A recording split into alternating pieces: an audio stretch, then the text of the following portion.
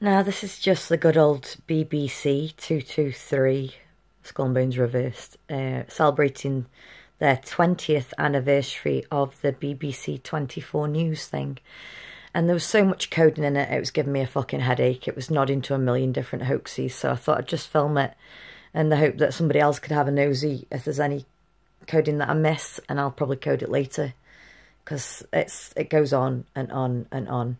But what are we on? 12:51 on what in effect is 9/11 in Britain, because it's the 9th of November, so 11/9, whatever. But here we go.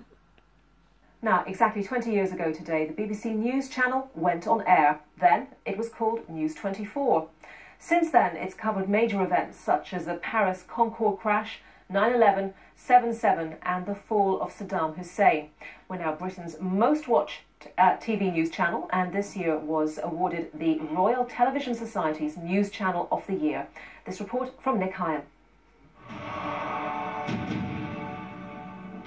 Hello and welcome for the first time to BBC News 24. I'm Gavin Esler. And I'm Sarah Montague. The headlines at 6 o'clock. November the 9th, 1997, and BBC News 24 goes on air. For the first time, BBC viewers didn't have to wait for the news at 6 or 9. It was available on tap. Here we go, 6 to 9. I was hoping that it would just become something people would turn on when they wanted to know the news. Why should we tell them when they had to sit down and watch the news? And I thought it would be truly a utility that would therefore, once we'd started, it would never go off air. Was that what happened? I went off air almost immediately because of technical difficulties. The computers didn't work. The technology failing us, pictures cutting, going to black, freezing, the wrong pictures coming up, us as presenters having to explain what was going on, why it was going on, apologising a lot. It took time, but they did overcome the technical problems. You may have heard that Air France... Jane Hill, the only original presenter still on the channel, remembers the day it came of age, when an Air France Concorde crashed in Paris in July 2000.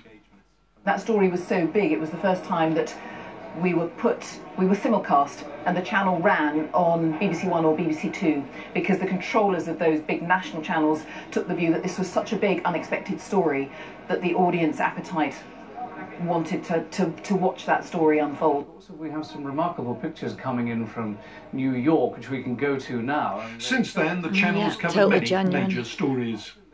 Now, some breaking news. Reports are just coming in of an explosion at Liverpool Street Station here in London. Another one, Fire totally Brigade genuine. has confirmed they're dealing with this totally serious genuine. fire in a tower block at Latimer Road in West London. The British people have spoken, and the answer is we're out. See what I mean? Indeed, the past Far 18 too many months have fucking seen some hoax of the numbers. biggest stories in the channel's history. Now we've got details of a potentially serious incident coming to us from various news agencies of 2 people shot outside the Westminster Parliament. It's like they're celebrating all the hoaxes, though, innit? Do you know what I mean? Have died and 20 years, look at what we've done. Are injured after a gunman opens fire at a country music festival in Las Vegas. We're going to get to work immediately for the American people. And sometimes things go wrong, like the time a man called Guy, who'd come for a job interview, was mistaken for a technology expert. Beatles, called Guy 1967, and put something on in the back set. there. See what I mean? There's Bravely tried to fucking answer the question shitloads. Anyway. Morning to you. Good morning. Were you surprised by this verdict today? I'm very surprised to see this verdict to come on me.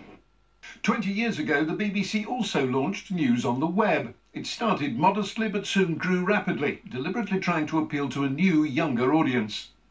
The idea was that online would start to reintroduce young people to news because they were using computers, and it was so successful that very soon it became difficult technically to keep up with the demand, because it was being pumped down sort of Victorian copper telephone lines basically. These days, online and digital services sit at the heart of the BBC's newsroom. There's been a fundamental shift in the way people get their news, often through social media like Twitter and Facebook. Hello everyone, this is Afternoon Live. I'm Simon McCoy. Even so, the appetite for television news channels hasn't disappeared. The BBC still reaches 7 million people a week. 7. BBC News. Of course it would be 7 million. And let me just remind you that at 5:30 this afternoon, we'll be reliving some of the moments when the news channel first went on air 20 years ago. Yeah, I'm sure I'll be sitting in for that. You get what I mean now? This... my fucking head's bursting.